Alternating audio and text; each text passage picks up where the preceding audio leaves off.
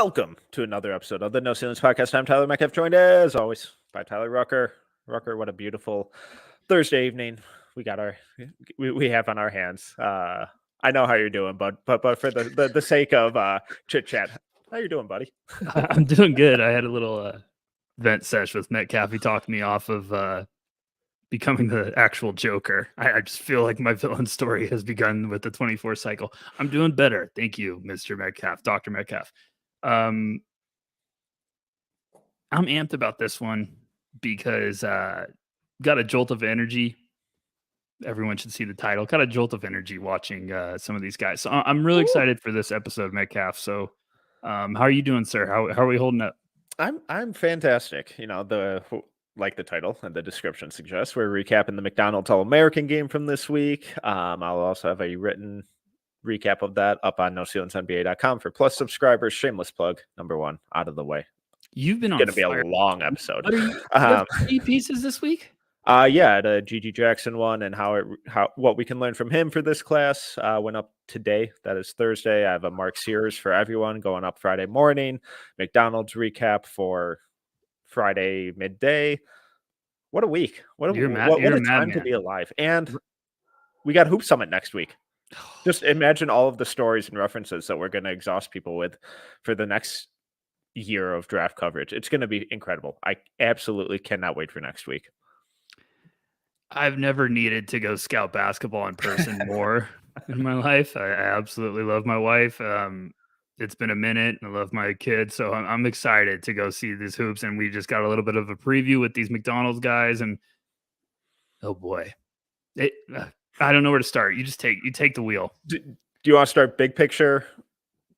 Yeah, big picture. Dive into a specific player. What are you feeling? Do you want to just dip your toe in, feel get a sense of the temperature, or just are we diving in head first? Yeah, no, screw. Excuse my language to everybody, but fuck that. We're diving in. I'm tired of being polite. I watched this game. We've talked about this in previous years. I need to emphasize, like, we talked about this in previous years because I think some people don't understand what we actually mean, what we say on the pod. So what I'm trying to say is I don't take too much from the McDonald's game. Mm-hmm. I watch it just as, it's an exhibition game. It's an all-star game. I don't get too caught up in it. I think people need to understand when scouts are going to see these events, the practices are the bigger deal.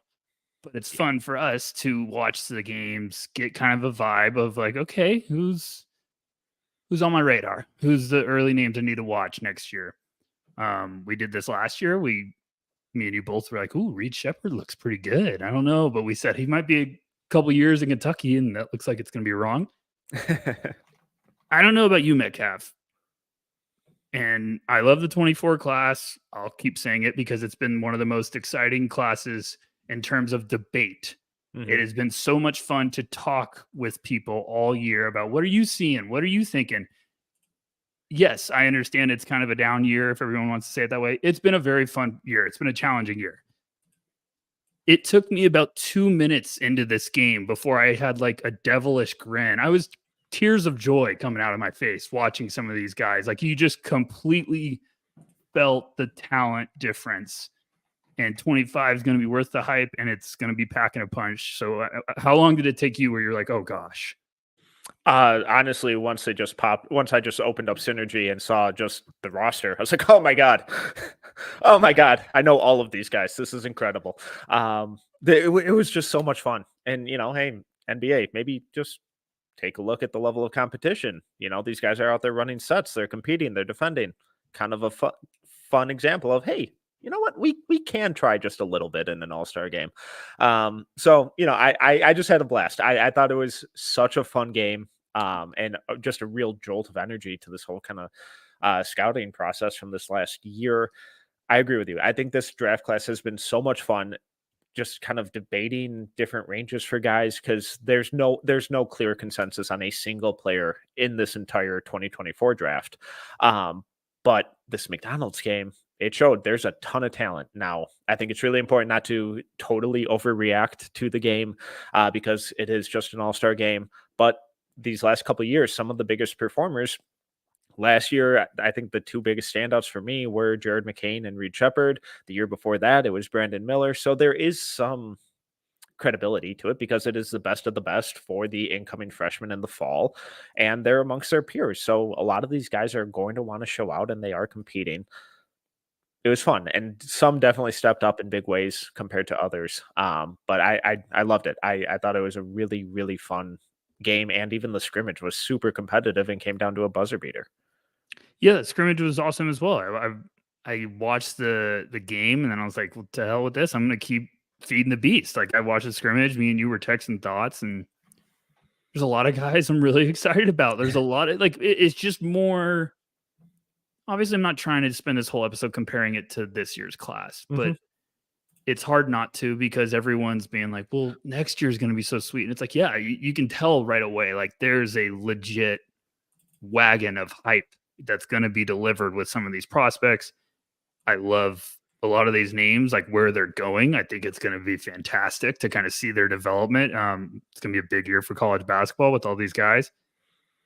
I'm really excited. I really do think there's a lot of intriguing names. There's some sleepers, some guys that in the game caught my attention of like, I got to pencil him in. Like, Yeah. Maybe not a one and done guy, but I was like, this looks very exciting. And then people you talk to were buzzing about practices, about other guys that didn't look great in the game. And we saw that last year with Nike Hoop Summit Drink.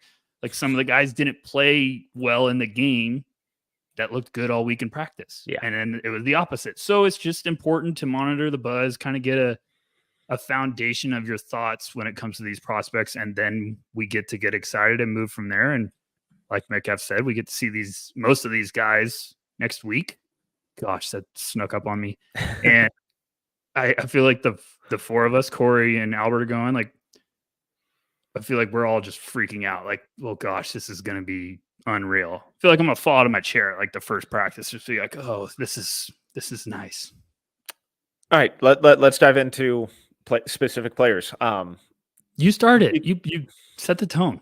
No, I want to know who stood out to you the most. Who got you the most excited? Who, when you were watching, like, oh my god, I love this kid. I cannot wait to talk about him. Tre Johnson, for me.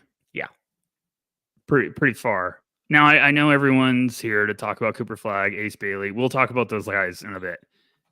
Tre, very early, obviously he's got the ninja headband on, so shout out for Tre doing that. But it got my attention very early on because I was like, oh gosh, going to Texas just looks like a bucket. And then saw a couple of interviews he did, and I just like his mentality. He seems very, very like competitive and just smooth on the court, Metcalf. Like he's just looks like a bucket, and that's what a lot of these guys you're gonna keep hearing me be like, oh, I like him.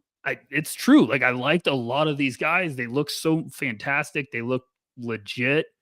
But Tre just looks like a problem waiting to happen in a good way. What did you think? Yeah, for me, Tre Johnson and Ian Jackson were the two big standouts for me in these games. Going back to FIBA last summer, I thought Tre Johnson was the best player on the court. Every minute he was out there, and I think he was a year younger than the guys he was playing with. Incredible shooter.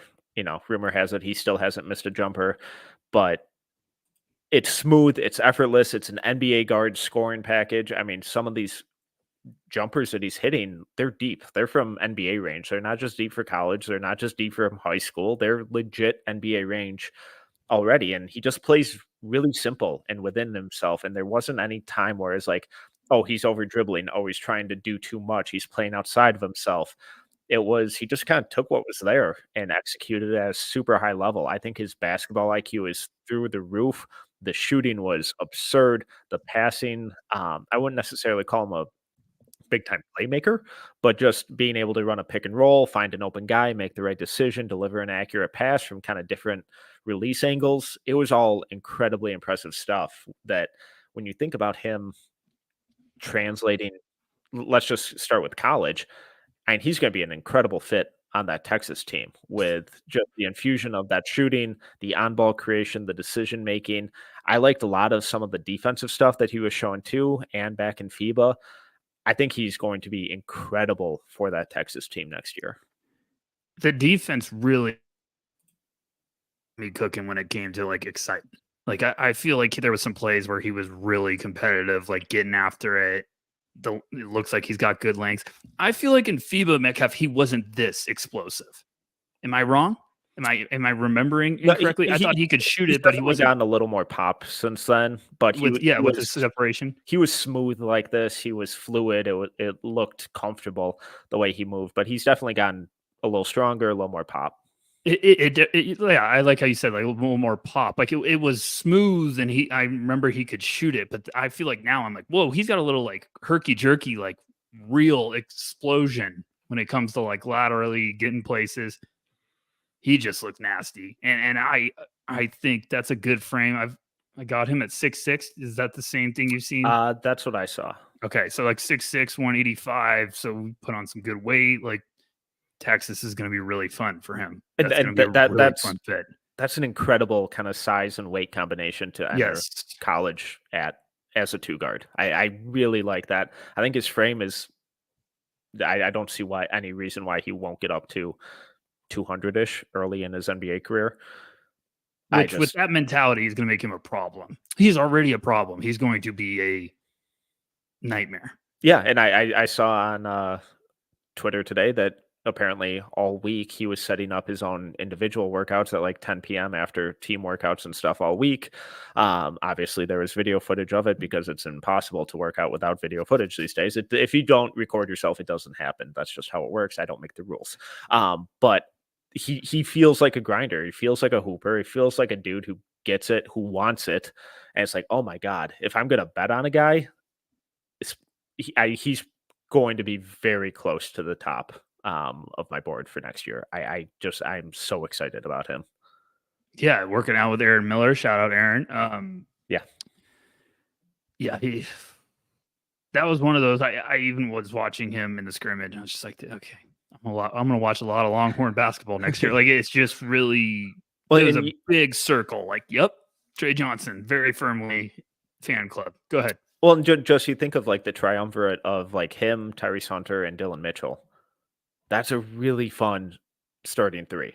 Mitchell should go back because he would thrive off of playing with a shooter like that. They'd be nasty. Yeah. And just defensively too. Those 3 on the perimeter. I'm very excited about what this Texas team could look like. And Tre Johnson is a big reason why.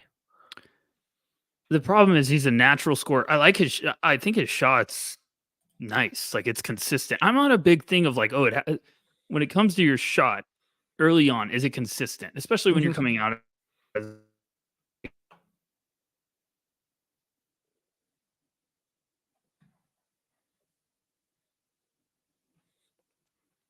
my back. Yep. You're good. Unbelievable. What a day.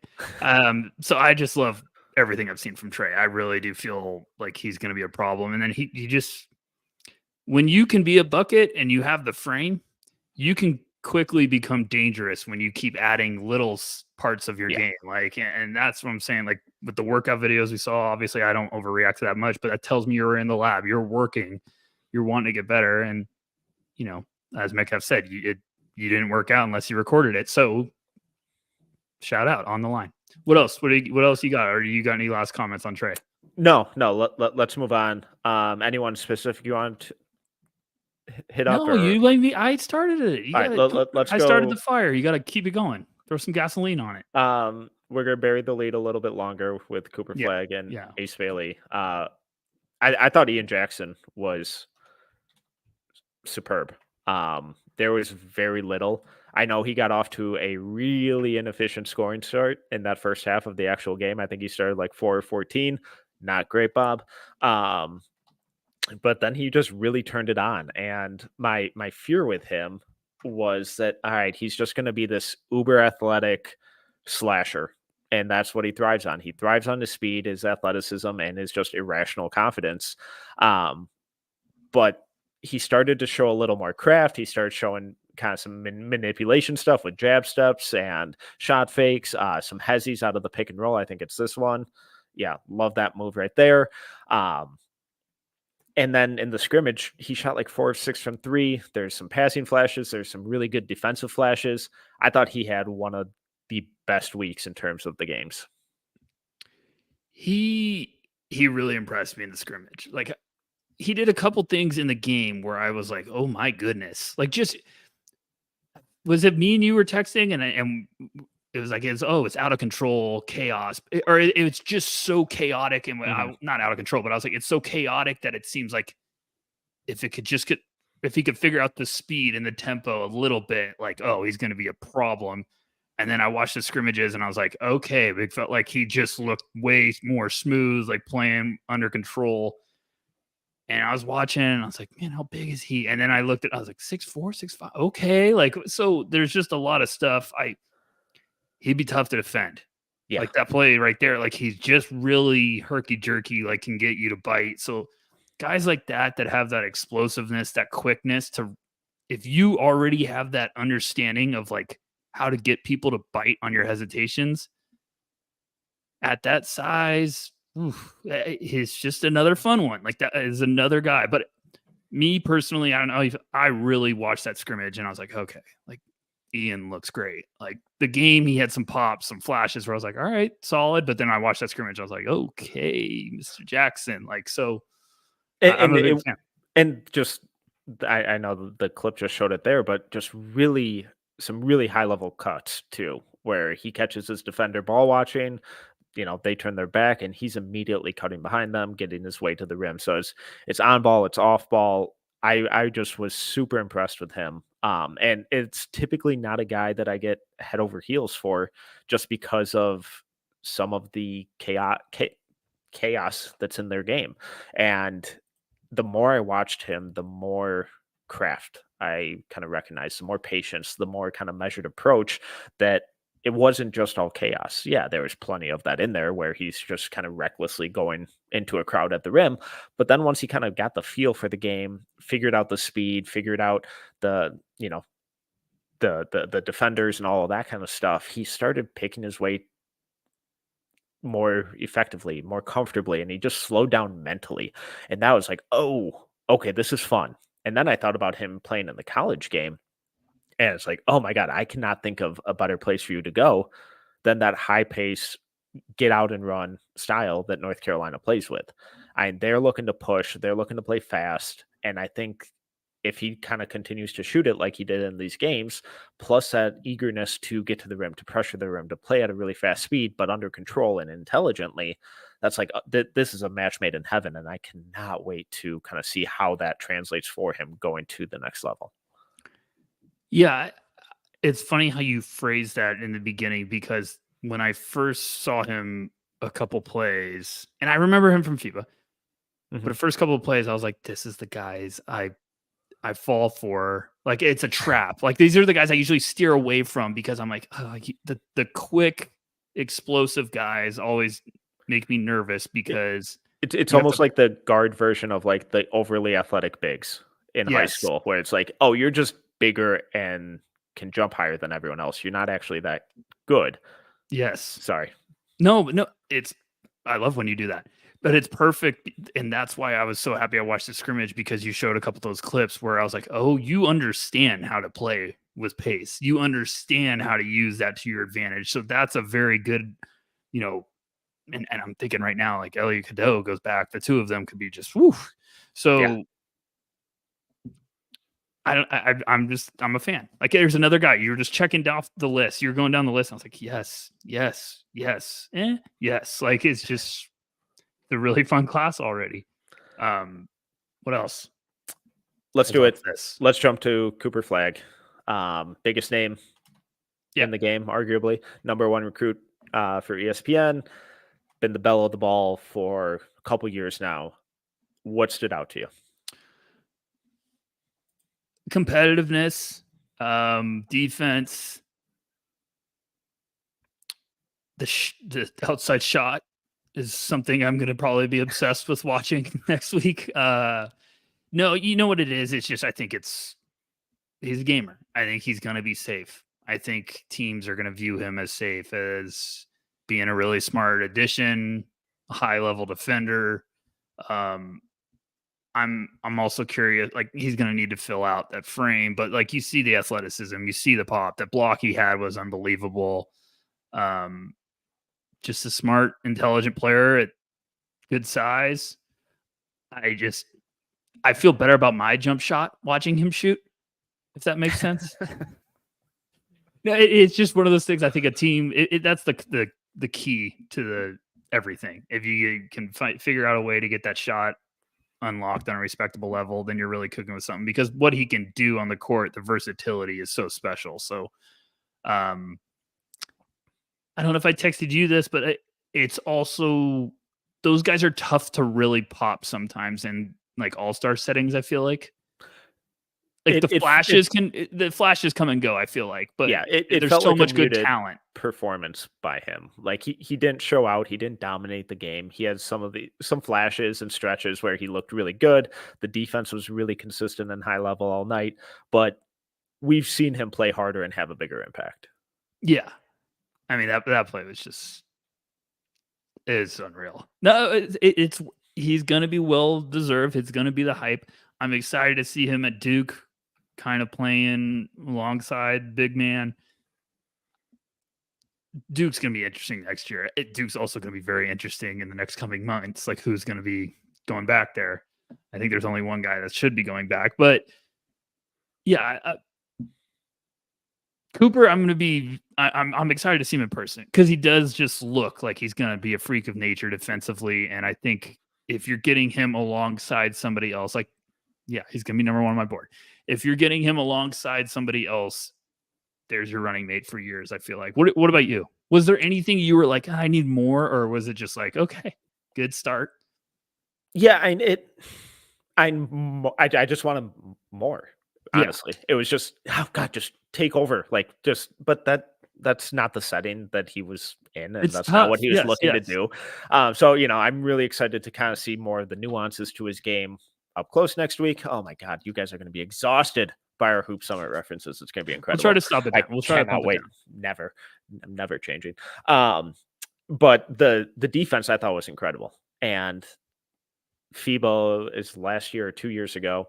I think I threw out the kind of bold, spicy take of that he reminded me of a really young Giannis, where it's just incredible length. I think I either texted that to you, or I told it to you on a pod, or I'm outing myself right now in my absurdity. Who cares? Who cares if you're emphasis outing on young? No, emphasis on young. That's why we not share MVP. all of our secrets. We share all of I'm our not secrets. talking about multi-time MVP, best player in the league, Giannis, but like really young Giannis, where there's just length for days, incredibly athletic, super disruptive on defense, and just thrived getting out in transition. And you could tell that he had the brain for it. And it hadn't quite all clicked for him yet. And it's starting to click for Cooper now. This whole last, calendar year, all of it is really starting to come together. You mentioned the frame. He 100% has to fill out, and I think he will. Corey saw him the other week in person and just couldn't stop raving about his frame, so I'm not really worried about that. But then once you start adding 20 pounds of muscle to this dude with the hands that he already has, the length, the size, the athleticism that he already has, it's like, oh my God, like we're talking about like a multi-time all NBA defender potential type of kid here. And we saw it with just some of the instincts, the shot contests, the defensive playmaking, but then how he also immediately turns that into transition offense, whether it's for himself or immediately getting his head up and delivering some gorgeous outlet passes that are right on the dime, set up his teammates for easy buckets. That's really fun. What it kind of all continues to develop into in the half court, that'll be a bigger kind of point of interest, I think, because defense, I have zero concerns about. Transition offense, I have zero concerns about. What does it look like when it's all slowed down, when things get mucked up, when you're the number one name, not that he hasn't been, but when you're the number one name on the scouting report against guys who are 5 years older than you, in some cases, depending on what team you're going against, that will be fascinating. And I cannot wait. I don't really have any concerns. The shot looks a little funky, but I think it's just a case of a guy whose limbs just go on forever and is just so lengthy that those guys' forms always look a little bit odd. And I think it's going to be fine. I'm not really worried about anything in this game. Yeah, when you're that size, we all we all underestimate how hard it is to shoot when you're that size and you have humongous hands. Like it's difficult. So every guy's going to have weird shooting motions. The fact that Victor can shoot the way he does his freak of nature, like me even seeing him in person, I was like, how does he just every time? Like his hands are humongous. But I'm not worried about Cooper because Cooper, we're seeing how successful bigs that can come in and play elite level defense. Yeah. Like, spoiler alert, every front office is going to drool over bigs, like no matter what. And now as they're evolving and becoming defensive oriented with versatility, those front offices are going to keep drooling. So with Cooper, it's going to be like it's the safe play is what everyone's going to say, because there's a role in which if he doesn't become like this floor spacing asset, you're still getting a super competitive, high feel lockdown defender in theory. But every team's going to be like, well, what if we unlock the offense and he's our number 2 alongside the guy we have? Like, I get it. I still think Cooper's going to be having a fantastic year. I'm excited to see him. Just one of those guys too, you see on tape and you're like, he look a little thin, and then see him in person, you're like, he's going to be fine. So I checked all the boxes for me. I'm not surprised when you're the number 1 guy, you're the alpha. It's always tough to look good in an all-star setting because there's a lot of guys that want to look good. So, it's one of those things where like, that's why people go see the practices. That's why you read a lot of executives and NBA scouts were like, oh, I left before the game. But yeah, they went for the practices. They went for the scrimmage. So. Okay. Let's move on to Arius Bailey. But let's take a quick ad break. Okay, Rucker. Bailey, number 2 on ESPN, number 2 in this class. Big name going to Rutgers. Interesting choice of school, but what stood out to you with him? You start it. I don't like when you make me start all the time. I sometimes want to see if I agree with your thoughts because I feel like you're just polite and you'll be like, yeah, good point. I'm like, no, I want to see. I tell you, you're an idiot all the time. Yeah. Go ahead. I don't know why, but I did not realize that he was that big. I think ESPN had him listed at 6'8". I think the broadcast, I could be wrong here, but I thought the broadcast had him at 6'10". Regardless, he looked huge out there. And it's like, oh my God, why did I not realize that you were this big? Similar to Flagg, I thought he was a little kind of muted in his all-around impact.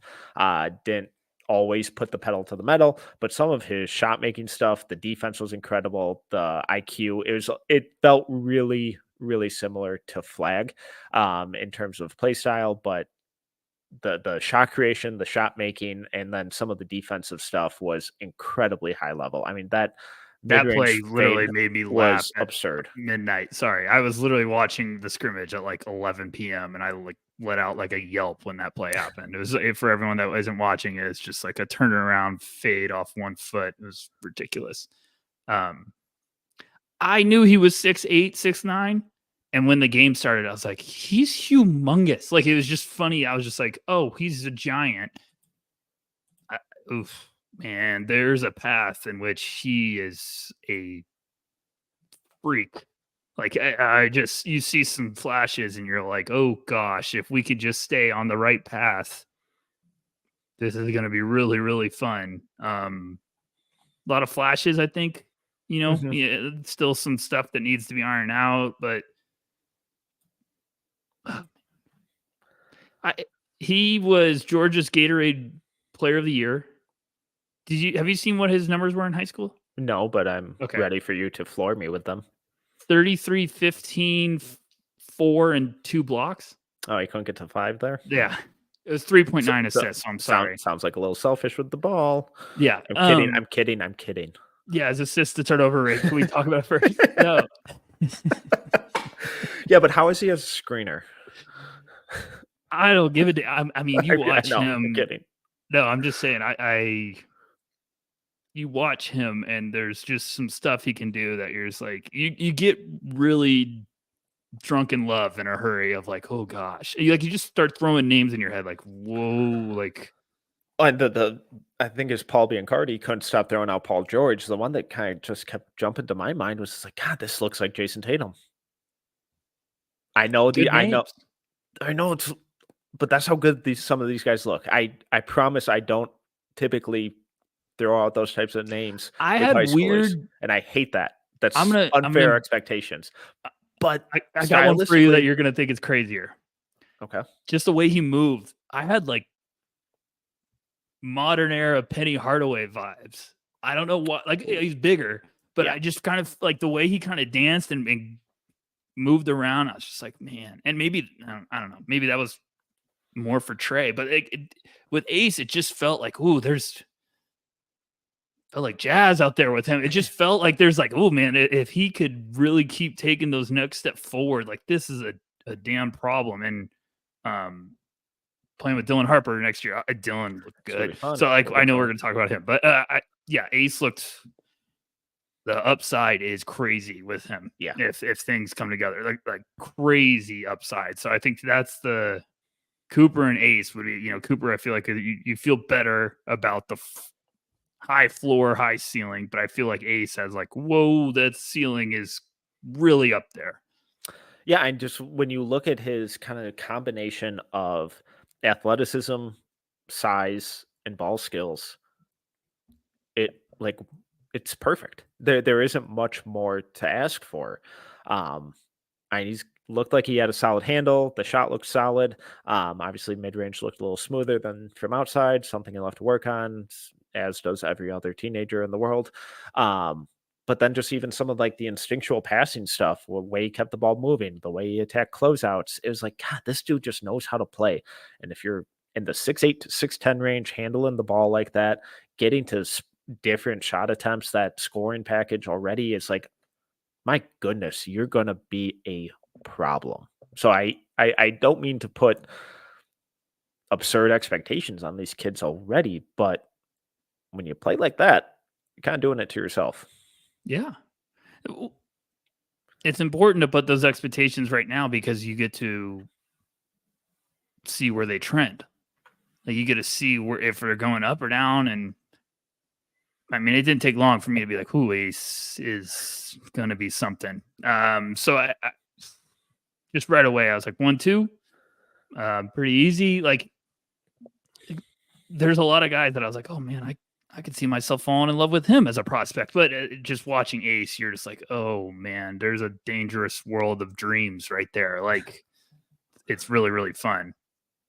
Yeah, absolutely. And anything else on Ace, or you want to just jump to his teammate? No, jump to his teammate. Let's do it. Dylan Harper, also going to Rutgers. What stood out? Every time you guys say Rutgers, I think you're saying Rucker, so it always drives me crazy every time. Which I take it as a compliment. Dylan looks like a guy that I'm convinced the more I'm going to watch him throughout the year, the more I'm just going to be like, oh, I'm in. I'm already in.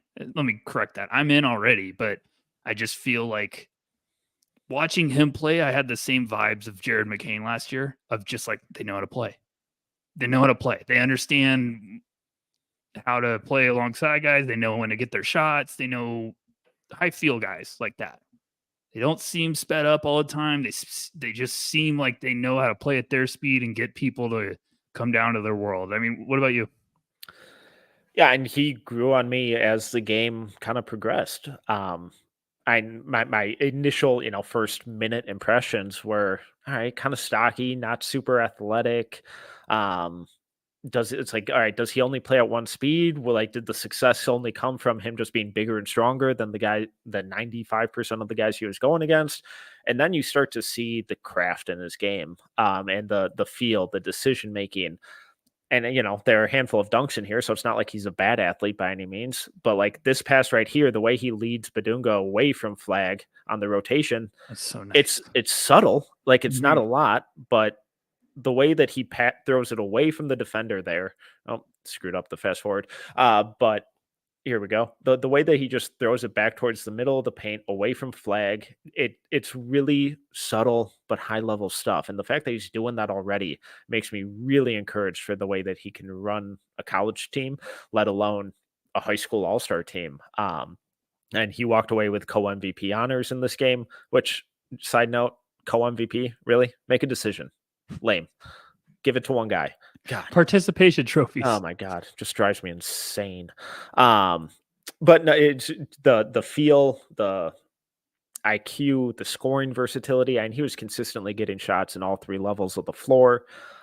It was all really impressive. And it's like, holy crap. Okay, whatever my initial concerns with him, I'm not sure they matter, because I think the decision making and that just knowing how to play is really gonna outweigh any perceived athletic concerns.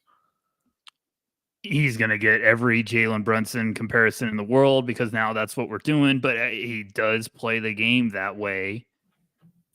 I think everyone gets caught up sometimes too with like, oh, athleticism isn't great, but it's also, I'm one of those guys. If you have high feel, if you have good vision, you can make up for that in a big way. Like, that's always been my belief. Like, and with Dylan, I'm watching that, and those passes, like the one Metcalf highlighted, like, scouts take note of that. That's throwing it on a dime, and where your teammate gets away from the defender. Like, those are little details that really do mean a lot. So I think Dylan just looks like a high feel player that's going to be able to understand how to play at his speed, make defenders come down to his level, like I said before. And those are guys I have a weakness for, because you just believe that they're going to make teammates better. They're going to be able to really help you out and thrive. So yeah, watch Dylan. It was a quick yes for me. I was just like, yep, I'm very much in on Dylan Harper as a prospect. Couldn't agree more. All right, who do you want to jump to now? I don't know. There's a lot of. I'll give you a choice here. Do you want to go VJ Edgecombe, Boogie Fland, or Jayden Quaintance? I feel like VJ is probably the one I'm most excited about out of those. Right. So you can tell me if you'd rather save that for the end. Let's go. What makes you so excited? There was just some moments of like, grab your chair and holy crap. Like, defensively, the explosiveness, there's just some crazy stuff there where he looks like he has vines for arms. Then he gets up and does some stuff like that. He's nasty. Violent.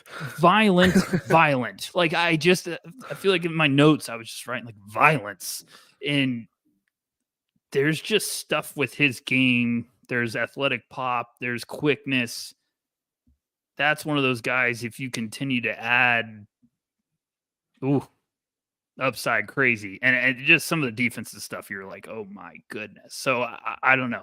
The more I watched VJ, the more I was like, oh, I'm loving this. McDonald's, I'm loving it. What about you? I mean, do you disagree? Was there anything you're worried about? The longer it went on, the more I was like, oh, VJ, I'm in. Yeah, and I really liked him. The athleticism is freakish. Love the rebounding, love the defensive playmaking. I didn't really get a feel of what he did. Athleticism with anger. Does that make sense? I didn't mean to interrupt you, but it's like athleticism with anger. Yeah, I don't know how to explain it, but it's like, it's mean. It's like he's frustrated that people have the gall to jump with him. It's like, or dribble in front of him. Dare insult me, and it's like, fun. Oh, sorry. I didn't get a feel for what he does offensively. He was pretty uninvolved there. He was another guy, kind of like Flagg, kind of like Bailey, where it felt like they just kind of went through the motions for part of the game. It is an all-star game, so I'm not, trying to kill the kid. But I'm not sure what he is offensively, aside from cutting, running in transition, kind of some really high-level acrobatic at-rim finishes. Yeah, he's like 6'4", 6'5", but it just looks like he's got a freakish wingspan. The shot needs to come around, and then he's gonna play. He's gonna be a two-way guy for a very long time. Yeah, but some things I read from the buzz from practices was like his passing really popped for some people, and that's a very exciting development. And the defense, obviously we see the flashes. So if that shot comes around, which ding ding ding, there's the shot guy. If the shot comes around, like there's our first win. We're cooking with something. And I think that's the type of guy that's you're like, okay, if he's a combo guard with playmaking ability and serious defensive chops with that athleticism, that mentality, then we're cooking. That's where you're like, hey, let's get him in here and be patient about the shot process. But yeah, I'm very excited about that. Like, it's the alpha mentality, if it's the right way and you're not a prick about it. Like, if you're on the court and you just play with that edge all the time and teammates love playing with you, very easy for me to buy in. Like, I've mentioned it before. It's like, excuse my language, I call it the asshole factor. Like, if those guys figure out a way to stick, and those guys figure out a way to be effective. So another one on that list, like when they go play Texas, gosh, I'm trying to remember all the conferences now because everyone's moving. But yeah, it's just it's going to be very fun. So I don't know. Yeah, absolutely. Let's see. Let's go Boogie Fland. Let's jump to Kentucky. Their Boogie new point Knights. guard. He was fun, man. He was smooth. He was creative. The shot looked legit. He looks very skinny. But they're not the same player necessarily, but there's kind of that same senses of that same kind of flair and creativity with the ball that Rob Dillingham has showed for them all season. So I'm not comparing them as players necessarily, but that kind of vibe, that on ball creativity. I was really impressed with Boogie. We did a FIBA Team USA thing, and me and you talked about how much we loved Boogie, and that was back a while ago. And now I still love him. I love you using the Rob Dillingham name. You got to be careful around these parts with that word, but he seems more herky jerky to me than Rob, maybe a little bit more. I like some of the playmaking stuff. I gonna need another interesting one.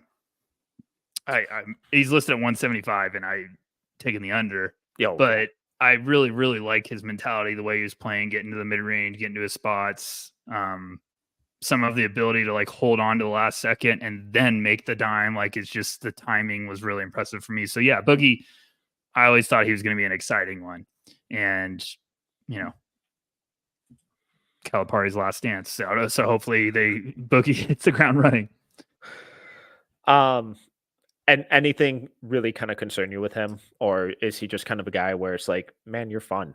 Like you just kind of know how to create an offense, create your shot, create good looks for other guys, run a pick and roll.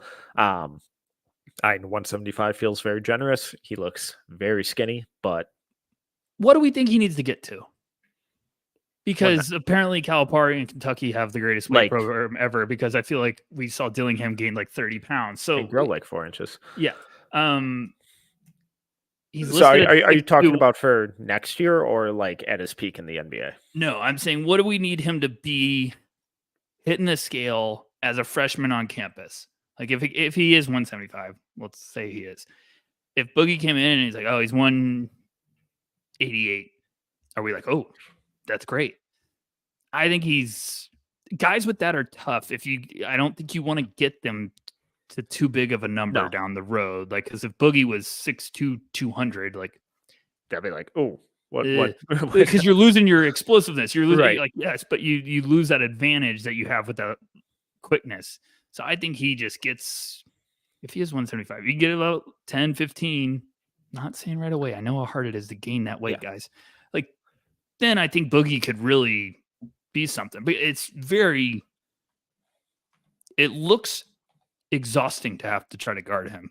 Yeah. Because of just how quick he can get moving. So if he's in the 180s, I'd be ecstatic. Yeah, I'd be thrilled. If he was actually 175, I'd be like, all right, cool. Like, this is something to work with. If he comes in 165, it's going to be like, yeah. I agree. Love that. I agree.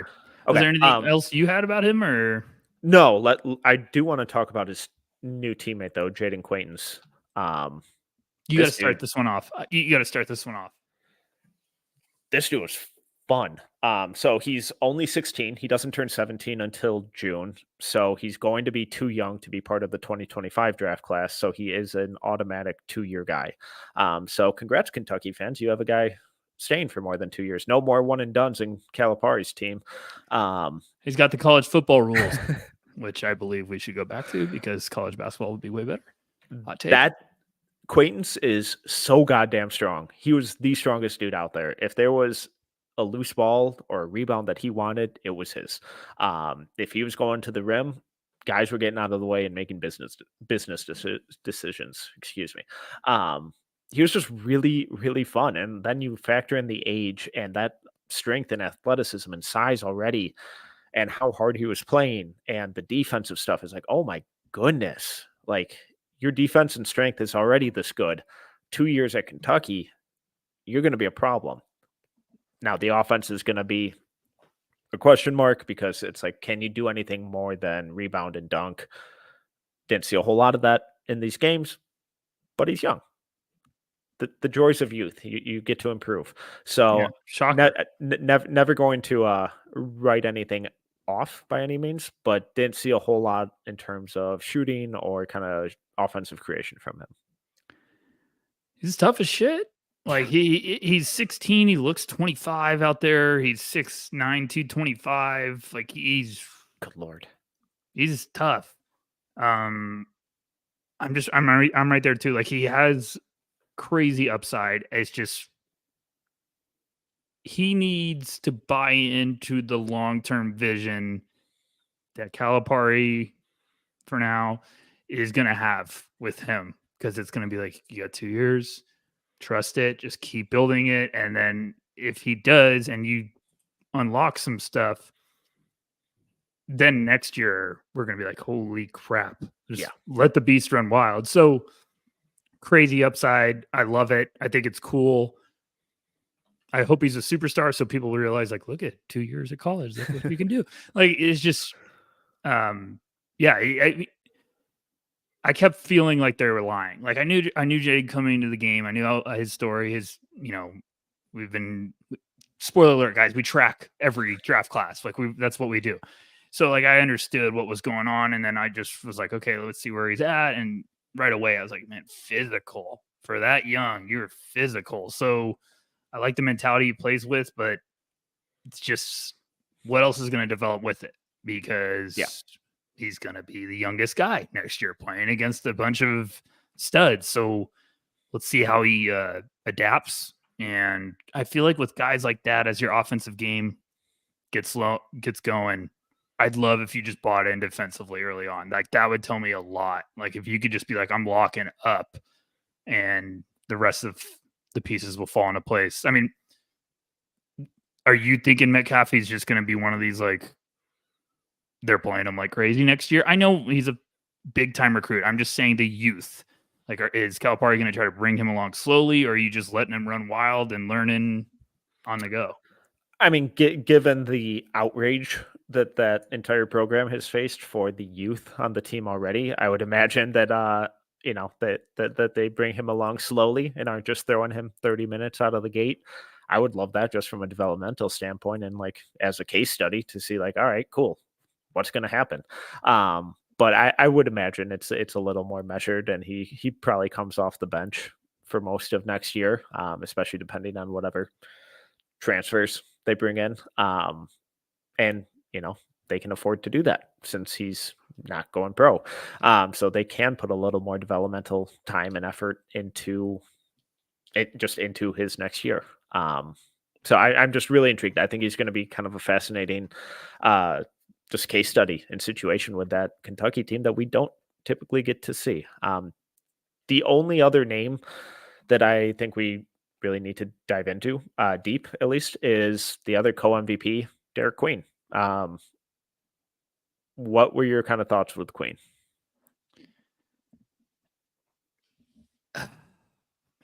Get me into trouble. He looks like he's 16.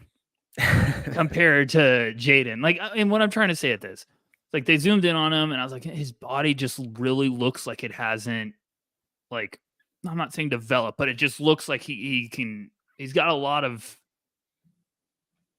conditioning to work on. I'm not trying to say the guy's overweight, guys. Okay, so stop trying to fish for that.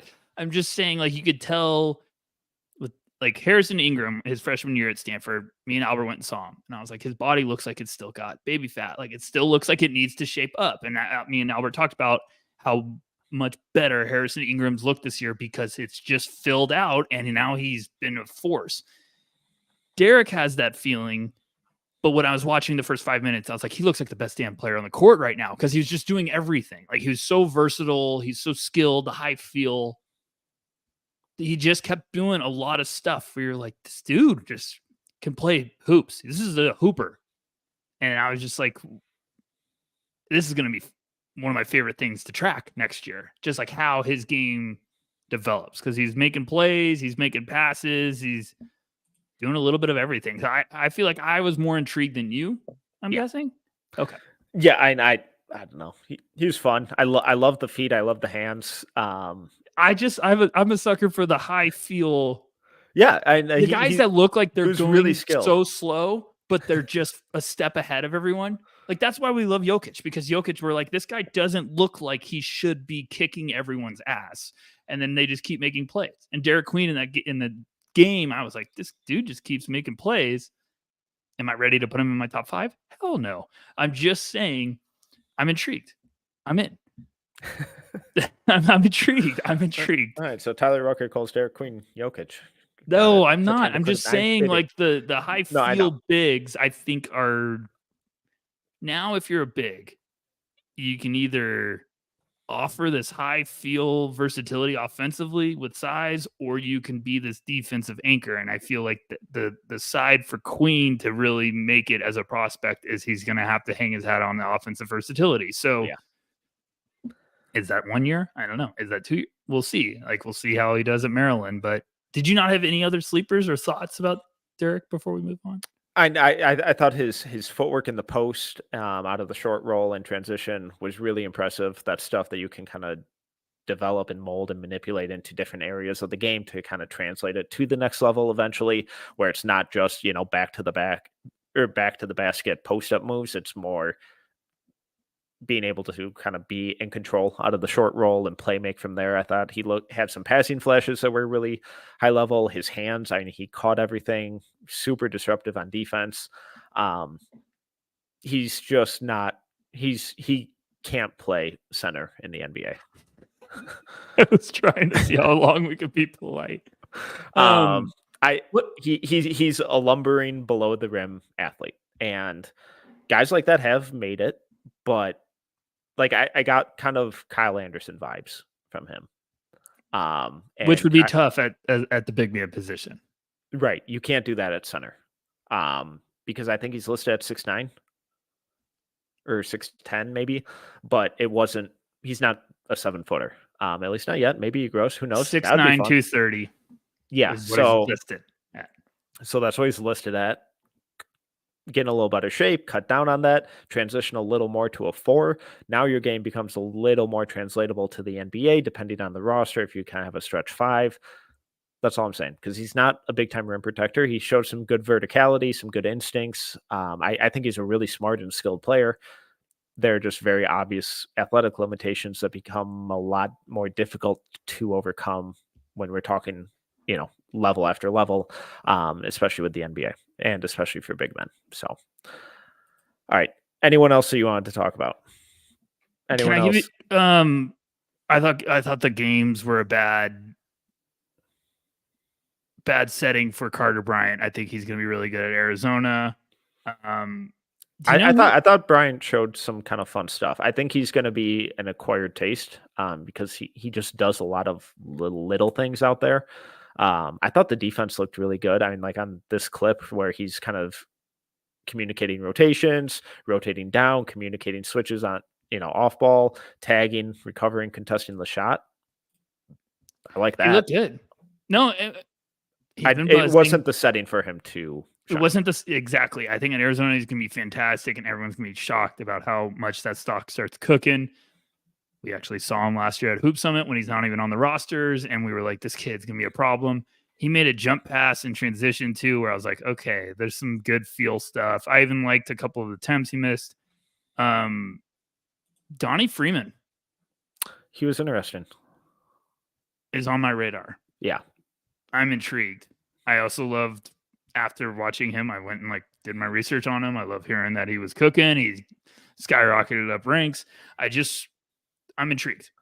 Yeah, I don't know if it's a one and done, but I'm intrigued. It sounds like his shot has come a long way. It looked good in these games. Looked like a big time athlete. So it's like, all right, cool. I like that combination. Those are two good things. Confidence is a scary thing when it starts to come on in. I know. I'm trying to think of some guys.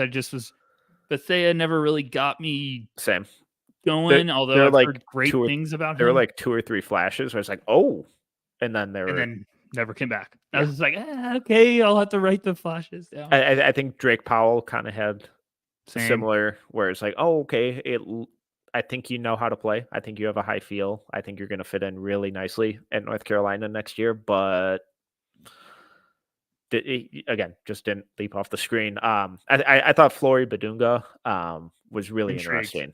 Very interesting. Freak athlete. By all accounts, a really good kid. Showed He's some. Hoop Summit? Not sure. Don't know. I think there's like 3 big boys at Hoop Summit. But he ran the floor incredibly well. Really good hands. And then just some passing flashes. It's like, oh, that's fun if that kind of continues to grow. So I liked a lot of what he showed. Was Flory the one that like threw down a very angry left-handed dunk kind of in the vicinity of Cooper Flagg? I think it was him, but I was like, I think he went up with 2 hands every time. Oh, maybe I'm thinking of somebody else. Okay. Now you're gonna bug me. I'm gonna have to look at that. Maybe it was in the scrimmage. No, I don't know. Carter Knox, same thing. I had some flashes, and I was like, okay, like, all right. Like, I'm excited about all these guys, but it was just the ones we talked about in depth really stood out to me. Yeah. I feel like early on in the game, Bryson Tucker, I was like, oh, I'm intrigued. And then I was like, okay, wait and see. Trip Perry never really got me buying all in. McNeely, I was like, I wanted way more. Yeah. But I also think he's just a guy that like the shot's going to have to fall. Looks good. I did the double take of like, oh, he's 6'7". I was just like, oh, okay. I thought he was like 6'5" for some reason. I was like 6'7". That's okay. But then I just kept waiting for more and never got it. So I don't know. I'm excited. The whole class looked fantastic. The whole class looked like it's really going to be fun to monitor. It was a super competitive game. Yeah. Scrimmages were fun too. It was very fun. If you haven't watched it yet, highly recommend it. Also highly recommend, a little biased here, but going and checking out my written recap over at NoCeilingsNBA.com. God, I'm just on fire. It's incredible. All right, let's take our final ad break, and then we'll jump into Anthony Black's rookie season. Okay, Rucker. Anthony Black, point guard, combo guard, wing, whatever, jack of all trades. He ended up 9th on our final big board. He ended up being the 6th pick to the Orlando Magic. He is currently averaging 17.4 minutes, 4.7 points with shooting splits of 46, 38.5, 61 on relatively low volume, 2.1 rebounds, 1.4 assists. Where do you want to start with Mr. Black? Where do we have him? 9th. I was watching his stuff today. I think he looks great. Mm-hmm. And I think everyone's going to be shocked when they hear those numbers and be like, why do you think he looks great? Because I think he's adapting to early life in the NBA on a roster that's starting to play much better, starting to find their groove, starting to believe in themselves, and is very heavy at his position. I like some of the defensive stuff. I think the shot looks like it's trending in the right direction. You're not buying it? I think anything off of movement or pull up is pretty brutal right now. Yes. like the footwork is super inconsistent. I think over his last 10 games, he's sub 30%. I think he's only at like 1.4 attempts total on the year. So I love the 38.5 on the season at face value, but it's like, all right, 5 extra attempts, and that's skewing pretty dramatically in either direction. He kind of also has like this funky, like side of the face push shot. But he's always had that. And I feel like it looks No, more I know. fluid this year. Which, 5 years ago, it would have been like, oh my God, rework the entire shot. Yeah, But exactly. a guy like Nickeil Alexander-Walker has a really similar release, and it took him a couple years, but he's a 40% three-point shooter this year and like on legit volume. So it might just be one of those things where it needs time. It doesn't need to be overhauled. It doesn't need to be reworked, but it needs to be obsessively tinkered with year after year after year and improve a whole bunch of little things. Because if you're going to have that release, your touch has to be perfect and it has to be absolutely consistent every single time. I feel like he needs.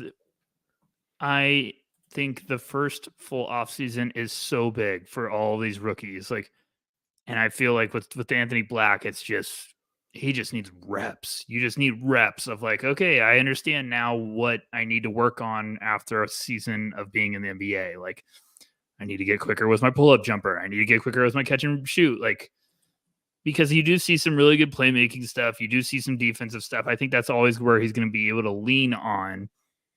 It's just can next year he take that stride with the offense. We'll see what the roster is going to look like. But that's why you draft Anthony Black so early, is so that next year you're giving him a little bit more on the plate. And I mean, I think there's going to be a future in which they have Jalen Suggs and him on the court, and it's just, woof, like that's a very nasty defensive backcourt if Anthony Black keeps developing, is what I'm saying. So I think he's right on cue with what we were expecting with him landing with Orlando. Don't you? Like, I don't think I told someone in the beginning of the year, I was like, I don't think he's going to go into Orlando and just they can't take him off the court. Like, I think it's going to be a guy that's flashes, maybe finds his groove in the second half. I thought if he had a holy crap moment, it was like the second half of the year. They're like, oh gosh, Anthony Black's destroying it. We have to keep him on the court. But I also think that team's playing better than most thought. So you're being patient with your new asset. Yeah, and it just really feels like they're still kind of figuring out how to use him. And like they don't really know what he is or how he really fits in on offense yet. And so when you just look at his shot profile, 42% of his shots are at the rim, which is in the 95th percentile, and 18% of his shots are on corner threes, which is in the 82nd percentile. So he's taking high efficient looks, but that also screams to me, it's like, all right, just take what's kind of given to you. Don't force stuff. Don't be like overcomplicate it. There's been flashes of playmaking, but the usage is so low that he really hasn't been able to kind of unlock what we saw in high school and at Arkansas. And assist rate of just 10.3 is in the 11th percentile. Turnover rate of 15.5 is in the 11th percentile. Not totally uncommon for a rookie. The NBA is hard. It happens. Not really worried about it in the long run. What's really stood out to me, though, is the defense, where the Magic's defensive rating when he's on the court is 110.3, which is in the 92nd percentile, and opponents have a turnover rate which is 15.4, which is in the 85th percentile.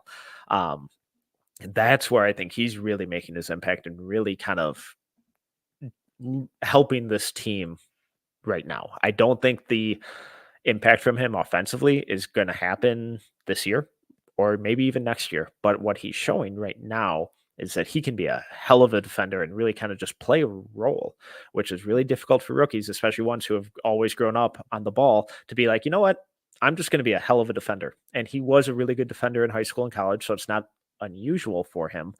But the fact that he's doing it already on a team that really prides itself on its defense and is one of the best defenses in the league, that's really impressive for a rookie. And that stuff has really stood out to me in all of their tape. Yeah, defense will get you on the floor. And I think we all thought that's why I was so intrigued with Anthony Black. Like I feel like I was cooler on him as a prospect the whole year. And then at the end of the year, I evaluated all of his film. and the defense got me buying it. Like I was like, oh yeah, the playmaking's there, the shot's a question mark, what else? And then I bought in on the defense. And I think when you're a young player trying to earn minutes, when you can buy into like, okay, defense will get me on the court. Fantastic.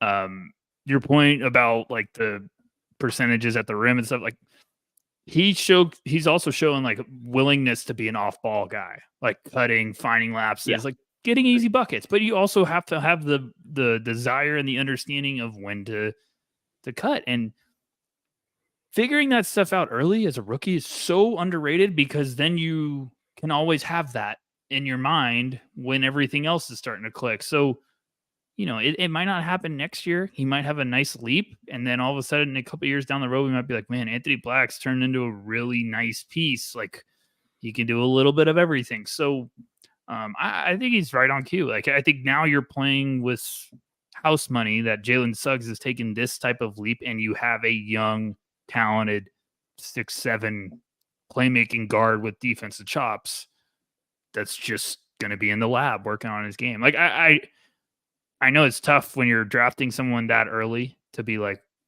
4 points a game. What are you talking about? I think this is right on cue. Like, this is perfect. Like, they're going to keep getting nastier and he's going to keep getting better. This is how you stop being in the lottery.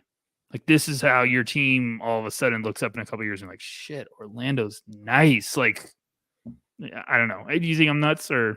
No, like when you just kind of like look at his box score numbers, the only number that really matters to me right now is that 17 and a half minutes, because what that's telling me is the coaches trust him enough to play him almost a little over a quarter of the game, and they have playoff aspirations and like legit, like, let's do some damage playoff aspirations, not hey, let's sneak in with a play-in win. But then you just kind of like look at the lineups that he's being used with, and it's not like he's just a bench piece, being kind of thrown in there at random times either. His two most used lineups, because I was kind of curious, is like, all right, how are his numbers overly inflated because of garbage time or whatever? But per cleaning the glass, his number one most used lineup is him, Suggs, Franz, Paolo, and Goga for 574 possessions, offensive rating of just 115.2, but defensive rating is 104.3, 83rd percentile for a net rating of 10.7, 70th percentile. I know that offensive, defensive, and net ratings aren't everything. Save your comments. It's just a quick and pretty reliable place to just immediately glance at an impact. Second most used lineup, him, Cole, Joe Ingles, Jonathan Isaac, Mo Wagner, 148 possessions, offensive rating of 137.8, 97th percentile, defensive rating of 101.3, 90th percentile, net rating of 36.5, 99th percentile. What I took from that is he can play with anyone out there, whether it's gunners from the bench or the starters who are a little more measured and kind of controlled and slow it down on offense.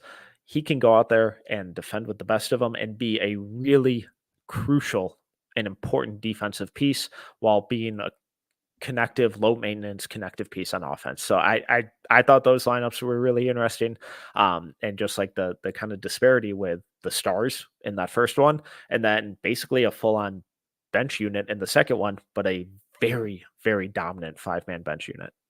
The minutes thing couldn't be. I love that you brought that up. That is humongous, regardless of what he's doing in the rest of the box score. Like, they were 34 and 48 last year. They're 45 and 31 right now. They're 2 games back of Milwaukee for the 2 seed in the East behind the Boston Celtics. But what I'm saying is that is an unbelievable turnaround. They're hoping, like, their dream. I've always said this. When you're a young team, you get back in the playoffs. Your dream, you want to win a playoff series. If you could go in the playoffs, win a playoff series, you overexceeded your goals that year. I don't care what any fan base says. Then you get greedy. Then you were like, okay, give me more. You just you doubled down on 11 at the blackjack table and you won. And now you're like, wait, one more hand. Maybe I get it. You get excited. But the goal was for Orlando this year to get back into the playoffs. If you win a series, you're fantastic, because now you have all this youth and young pieces starting to believe in each other, believe that they're on the verge of getting to that next step. So with all that going on, for Anthony Black to be almost getting, like you said, Metcalf, almost a full quarter of play, despite only averaging 4 points a game, that tells you, like you said, the defense, the mentality of how his teammates trust him to make an impact without scoring. And I just think he's a high field player that this team is, is really getting close to just being contenders in the East all the time because of how young they are and how the pieces fit so well together. And I think Anthony Black only getting better is gonna help them. And I just think he's in a great spot in which they don't have to rush this. They can just keep unlocking a little bit. And I think he's right on cue. He's on a perfect place. Yeah, I couldn't agree more. And I was so close to just way overthinking him last year. And Me too. I'm glad I didn't. Me too. He has the size, the athleticism, the field, the defense.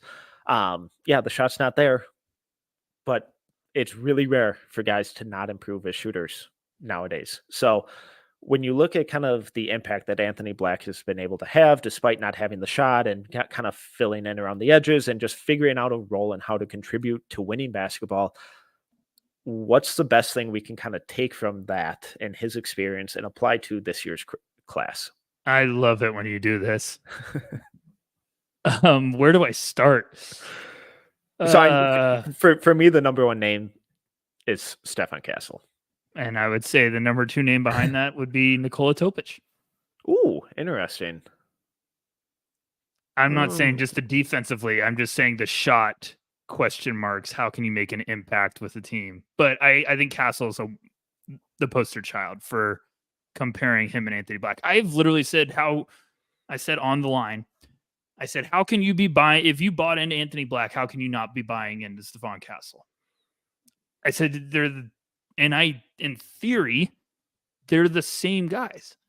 Like they're both 6'6", 6'7", playmaking, feel, defensive chops.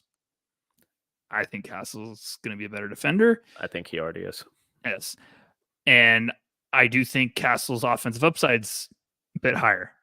But I could say that Anthony Black's playmaking is better. So what I'm trying to say is I think a team's going to look at Castle of like, well, look at how he adapted to this role. Look at how he thrived in this new role. That's something we don't give him enough credit for, is being top dog point guard at 6'6" in high school, putting up big numbers, and going into a program that they said, we have plenty of scorers here. You've got to figure out how to defend, get on the court. And he said, fine, let's do it. And we've heard since preseason practices that he was kicking ass defensively, and I did not think it was going to be like this. So I think that's a good one. Topic I just threw out there because the shot questions and playmaking, he's going to have to impact the game offensively to get on the court, although someone's going to let him do it because that's why they're picking so high. So what do you think? Yeah, and the Topic one is a little tough for me just because the defense. The defense. I probably jumped the gun there because I was so excited to talk about Topic because he's about to return to practice. So I haven't talked about him in months, so it's driving me crazy. A couple other names that I think this kind of mindset could apply to. Cody Williams is probably up there. We could get this. Maybe Modest Buzelis, given how the defense has improved and the shot has disappeared. It never was there. They're easy. He's such a different player than Black, though. So I really think Castle's it's tough because the main one. Guys, I keep looking at. I'm trying to say, I'm like, and then I'm like, well, they're shooters. Like I wanted to say Keyshawn George, and I was like, no. Ryan Dunn, Neat Clifford, McCullough, maybe. Maybe, but the difference between like all those guys that both of us mentioned after Castle is their wings.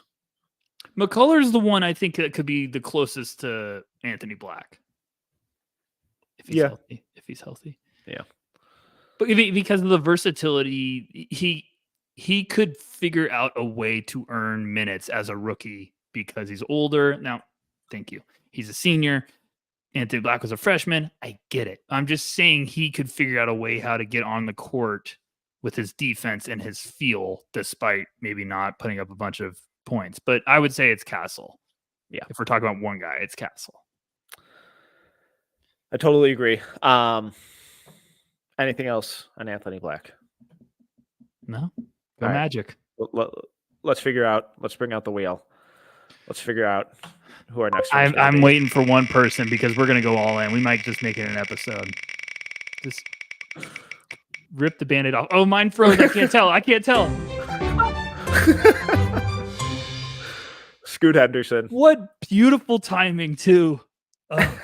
He's been starting to play good. I just talked to someone from the Blazers and they said he's starting to look a lot better. So cannot wait.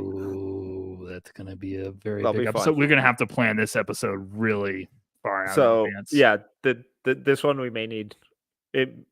It may take 2 weeks for us to get there just because next week's schedule is going to look a little different with us being out at Hoop Summit. Get ready for the references. They'll be exhausting. Oh, yeah. We can't talk about that with Albert and Corey because they're going to be thieves of joy. No, we can't do it. They're going to be zero fun. And we enjoy fun. So, then we could plan it. Yeah, we could plan it out and talk about it and watch film. Gosh, see that? It'll probably be the week later. It'll probably be the week later. But we'll have a whole bunch of fun stuff from Hoop Summit, both written, video, audio, all that kind of stuff next week.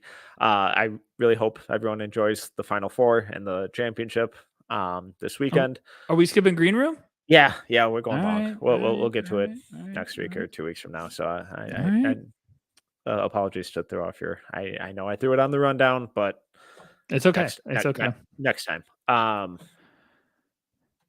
Rucker, who you got in the Final Four? Who got winning it all? You're gonna be super creative and go with UConn. Yeah, UConn. That plane fiasco stuff for UConn's unbelievable. I think Purdue's gonna win. I hope that Edie enters the DJ booth and just struggles. It'll be unbelievable television. I think it's gonna be tough. I think we're getting Purdue. We're gonna get the Twin Towers going. Godzilla and King Kong. Gosh, I can't wait to make that artwork. Get them going toe to toe. What about you? I'm sort of I don't think Bama's gonna be able to slow down that beast. They just don't have the. I like a lot of Bama's guys as returners for next year. Metcalf. I like a couple of them as I know. I don't need you to get them to come out. I need one more year from a couple of them. I've had them on my list for next year for like 5 months. Just go rewatch some of Rylan Griffin over the last month. He's nice. And you know who else is nice? Mark Sears, who I will have a piece up Friday morning on NoCeilingsNBA.com. Wherever you get your coffee, can you tell me you've been on a heater this week and I need it? I don't think it's ridiculous if Mark Sears goes first round. I'll leave you there. I don't either. There's a really fun film dive, really fun statistical comps, really fun player. So go check it out. I love them. Every time I've watched them, I've loved them. I would not be shocked. I don't care. Throw the height thing out the window. The dude's numbers are unbelievable.